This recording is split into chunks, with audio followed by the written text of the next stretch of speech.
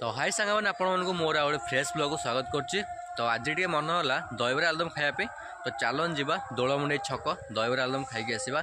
आउ दोलमुंडई पाखे भल भल दहीबरा मिले।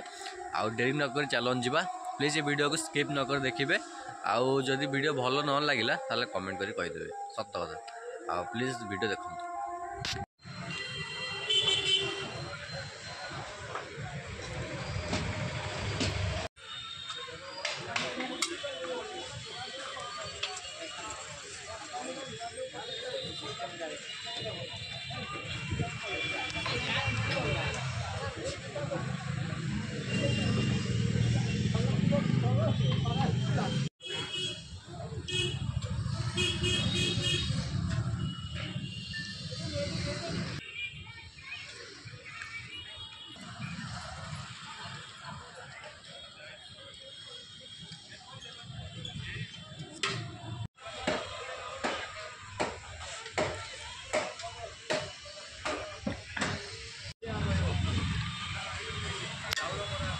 गोटे ब्लॉग फ्लॉग करे तो